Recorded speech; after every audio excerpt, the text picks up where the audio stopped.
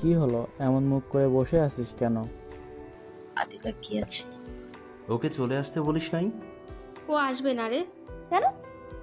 মাহিরা বেশ চিন্তিত হয়ে জিজ্ঞেস করলো। ওর বিয়ে ঠিক হয়েছে সামনের মাসের 10 তারিখ।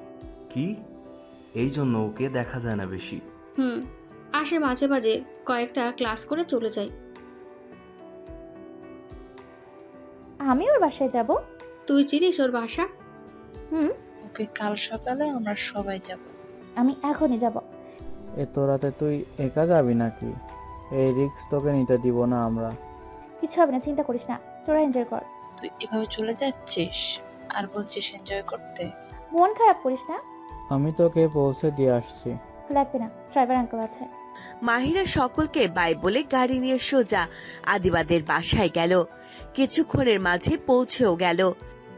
মেন গেট দিয়ে ঢুকতে গেলে গাড়ির সামনে পড়বো। না না, এত সময় নেই। কে জানে খারুসটা বাসায় আছে কিনা, যদি বাড়িতে ঢুকতে না দেয়। ওকে জেলে দিছিলাম এই জন্য।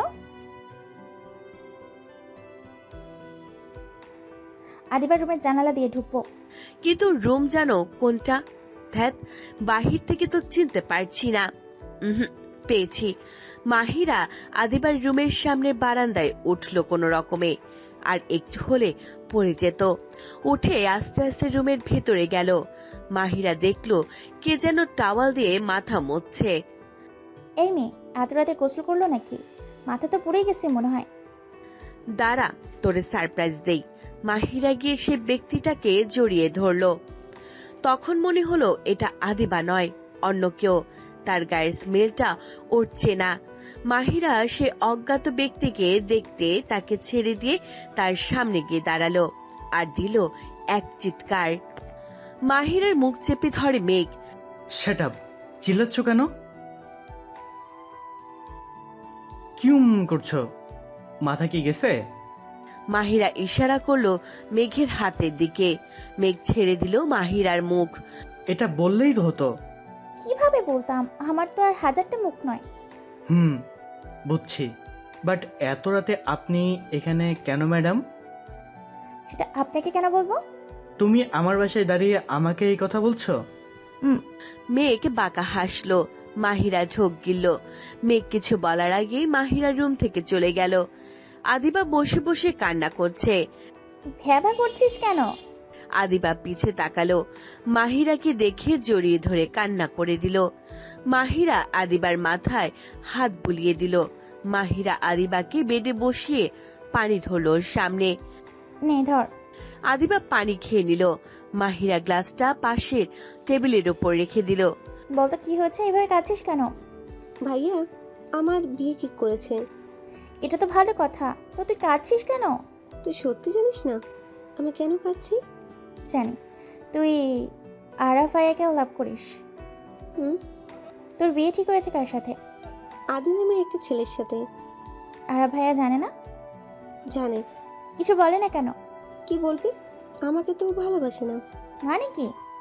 আমি গিয়েছিলাম ওর কাছে বলতে ভালোবাসি। ও আমাকে বলেছে ভাই আমার জন্য পাত্র ঠিক করে রেখেছে, তাকে বিয়ে করে নিতে। বলেই হলো, তুই চিন্তা করিস না। আমি বিয়ে করব না, কিছু কর। ভাইয়া তো আমার কথা শুনবে না। তুই ঘুমা। আর তুই? এখানে ঘুমাবো, সকালে চলে যাব। পরের দিন মাহিরা ব্রেকফাস্ট টেবিলে বসে ভাবছে। আরাফায়ার সাথে যে করে হোক কথা বলতে হবে, কিন্তু কি করে কিছুই বুঝতে পারছি না। মেঘও আছে, যার জন্য আমি যে কোনো সময় আদিরার সাথে দেখাও করতে পারবো নদীর বাড়ি গিয়ে। তাই একটাই পথ খোলা আছে এখন। কি ভাবছো এত মামনি? তোমার মনেই বা খারাপ কেন? বাবা, একটা জিনিস চাইছি, দিবে? আমার প্রিন্সেস চাইবে আর আমি দেব না, তাই কি করে হয়? তুমি বলো কি চাই? বাবা, আমি খান বাড়িতে যেতে চাই। হোয়াট? তুমি কি বলছো? তুমি নিজে জানো মামনি? আমি জানি বাবা, আর ভয় পেও না, আমার কিছু হবে না। কিন্তু কোনো কিন্তু না বাবা। ওকে। বিকেলে মাহিরা খান মঞ্জিলে গেল। বাসায় অনেক নতুন মানুষকে দেখতে পারছে মাহিরা, তবে ও কাউকে চিনে না। বাসার ভেতরে ঢুকতেই দেখলো ড্রয়িং রুমে আদিবা গালে হাত দিয়ে বসে আছে। মাহিরা গিয়ে আদিবার পাশে বসে ওকে জড়িয়ে ধরলো। আমি চলে এসেছি। শেষে সত্যি? তোর বিয়ে পর্যন্ত এখানেই থাকবো। তোর ফ্রেন্ড বলে কথা। শুধু ফ্রেন্ড? ভাবি হয়ে আসবি কবে রে তুই? এটা কখনোই সম্ভব না। কেন? চুপ কর, এসব বাদ দে। আরাফ ভাইয়া কোথায়? এখানে নেই? পুরো সাইডের দিকে যেতে দেখেছি ভাইয়ার সাথে। ওকে। মাহিরা গেল পুল সাইডে, দেখলো আরাব আর মেঘ ডেকোরেশন নিয়ে কথা বলছে। মেঘ আজ ফর্মাল ড্রেস না পরে টি শার্ট পরেছে। মাহিরা বেশ অবাক হলো। মাহিরার পাশ দিয়ে একজন ওয়েটার জুস নিয়ে যাচ্ছিল। মাহিরা একটা গ্লাস তুলে নিল। ম্যাম, এটা তো স্যারের। গ্লাসে কারোর নাম লেখা নেই, তাই এটা আমার। খেতে খেতে মাহিরা ডেকোরেশন দেখতে লাগলো। অন্যদিকে ওয়েটার মেঘের সামনে গেল একটা জুস নিয়ে। এই কি, এক গ্লাস কেন? আমারটা কই? স্যার, আপনারটা ওই মেয়েটা নিয়ে নিছে। আমি বলেছিলাম এটা আপনার, কিন্তু আমাকে বললো গ্লাসে কারো নাম লেখা নেই, তাই উনি নিয়েছেন। মেঘ তাকিয়ে দেখলো ওটা মাহিরা। ওকে, তুমি যাও। ওয়েটার চলে গেল। ভাই, এদিকের শব্দ টান। বাকিটা পরে বলে দিচ্ছি, এখন যা। ওকে। আরাব চলে গেল। মেঘ আস্তে আস্তে মাহিরার দিকে এগিয়ে গেল।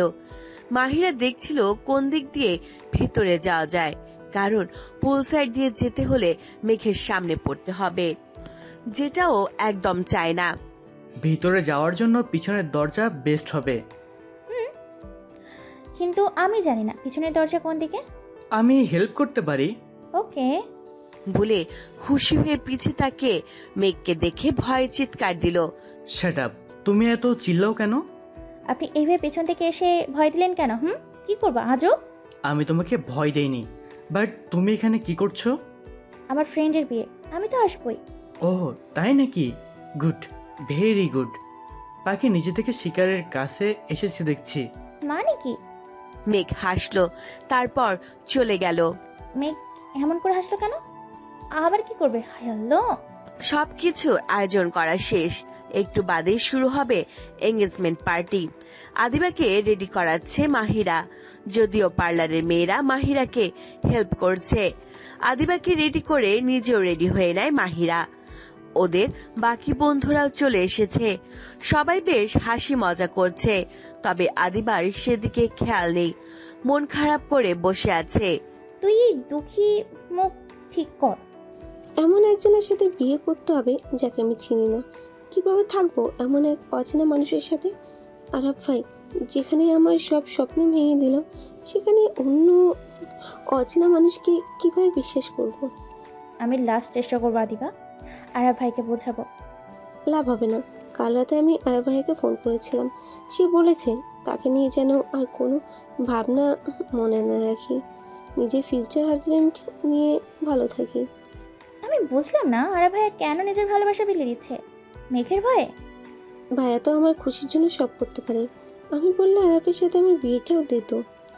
কাহিনী অন্য কিছু আছে, আমাকে খুঁজে বের করতে হবে। মেঘ রেডি হয়ে ফোন স্ক্রল করতে করতে নিচে নামছে। তখনই চোখ আটকে যায় এক হলুদ পরীর ওপর। মাহিরা আজ হলুদ রঙের লেহেঙ্গা পরেছে, মায়াবী লাগছে। হায়, এই তুমি নামক মাদকতায় আজ আবার নতুন করে আসক্ত হলাম। তুমি যখন কথা বলো ঠোঁট জোড়া নড়ে, চোখের পাপড়িগুলো বড়, যার জন্য আরো মায়াবী লাগে। মন চায় এই বুকের মাঝে লুকিয়ে রাখি তোমায়। তুমি আমার পরী, মেঘের মেঘ পরী। জানি না কবে বুঝবে তুমি আমার ভালোবাসা, কবে এসে বলবে মেঘ আমি আপনাকে ভালোবাসি। অপেক্ষায় থাকবো। আরাপ এসে মেঘকে ধাক্কা দিয়ে ডাকে। কি হয়েছে ভাইয়া? কই কিছু না। আরাপ মেঘের দৃষ্টি অনুসরণ করে সামনে তাকিয়ে দেখে মাহিরাকে। ভাবিকে দেখছো? আর কত দেখবা, এবার চলো, গেস্টরা এসে পড়েছে। ওকে দেখার তৃষ্ণায় তৃষ্ণাক্ত আমি। যতবারই দেখি নতুনভাবে আবার দেখতে ইচ্ছা হয়। এত ভালোবাসা, তাহলে ভাবিকে সত্যি বলছো না কেন? কোন সত্যি? ওই নারী পাচার চক্র নিয়ে ভাবি তোমায় যে দোষটা দিচ্ছে সেই বিষয়। মেঘ হাসলো, তারপর চলে গেল, কোনো উত্তর দিল না। এমন অদ্ভুত কেন ভাইয়া তুমি? এত বছর আমি তোমার সাথে, তবু তোমায় বুঝতে পারি না। জানি না ভাবি কবে সত্যটা জানবে, ততদিনে দেরি না হয়ে হয়। আরাফ ভাইয়া কি ভাবছো এখানে এইভাবে দাঁড়িয়ে থেকে? কিছু না আপুমনি। ভাইয়া শোনো, আপুমনি বলো। আদিবাকে ভালোবাসো? আরাব চুপ। উত্তর দাও ভাইয়া। আরাব এবারও চুপ। আমার উত্তর পেয়ে গেছি। আরাব অসহায় ভাবে মাহিরার দিকে তাকালো। কেন নিজের ভালোবাসাকে এইভাবে অন্যের হাতে দিচ্ছ? এতে না তুমি সুখে থাকবে আর না আদিবা। সুখে থাকবে আদিবা, তাই তো এই ব্যবস্থা। আমি চাই না আমার ভালোবাসা কষ্টে থাকুক। আমার আম্মু বাবা নেই, হোমে বড় হয়েছি। হোমটা ছিল মেঘ স্যারের বাবার। স্যার প্রায়ই যেত তার বাবার সাথে, সেখানে খেলা করতো সবার সাথে। একদিন খুব রাগ হয়, কেন আমার বাবা মা নেই, কেন আমি একা। তাই রাগ করে বের হয়ে যাই হোম থেকে বাবা মাকে খুঁজবো বলে। তখন মাত্র 14 বছর বয়স আমার, ক্লাস 9-এ পড়ি। রাস্তায় খুঁজতে খুঁজতে হঠাৎ এক গাড়ির সামনে পড়ি। সারাদিন না খাওয়ার জন্য ক্লান্ত ছিলাম, জ্ঞান হারিয়ে ফেলি। পরে যখন জ্ঞান ফিরে এই বাসায় নিজেকে পাই, আমার সামনে বসেছিলে স্যারের আম্মু আর বাবা। আমাকে জিজ্ঞেস করে কেন আমি রাস্তায় একা বেরিয়েছি। তখন সবটা খুলে বলি। এইটা শুনে স্যারের আম্মু বলে, কে বললো তোমার আম্মু বাবা নেই? আজ থেকে আমরা তোমার আম্মু বাবা। ব্যাস, সেই থেকে আমি এই বাসায়। সবাই ভীষণ আদর করে। আমার তো নিজের এখন বলতে স্যার ছাড়া কেউ নেই। আমি আদিবাকে কিভাবে সুখে রাখবো? না দিতে পারবো একটা পরিবার আর না সময়। তাই ও এই বিয়েটা করে নিক। মাহিরা সব শুনে কিছুক্ষণ স্তব্ধ হয়েছিল। ভাইয়া, তুমি আজ থেকে আমারও ভাই, মন খারাপ করো না। তবে আমি যা বলবো যাই হয়ে যাক, নিজের ভালোবাসাকে এইভাবে হারিয়ে যেতে দিও না। আরাফ ভাইয়া অনেক ভালো ভাইয়ার মন। আমি তো চেষ্টা করবই, কিছুতেই ভাইয়া আমার কথা শুনতে রাজি নয়। কি করব? আরও একটা চেষ্টা করতে হবে। বিয়ের জন্য এখনো একদিন আছে, দেখি শেষ চেষ্টা করে। মাহিরা ভাবতে ভাবতে হাঁটছিল, তখনই কেউ একজন পিছন থেকে বলে ওঠে,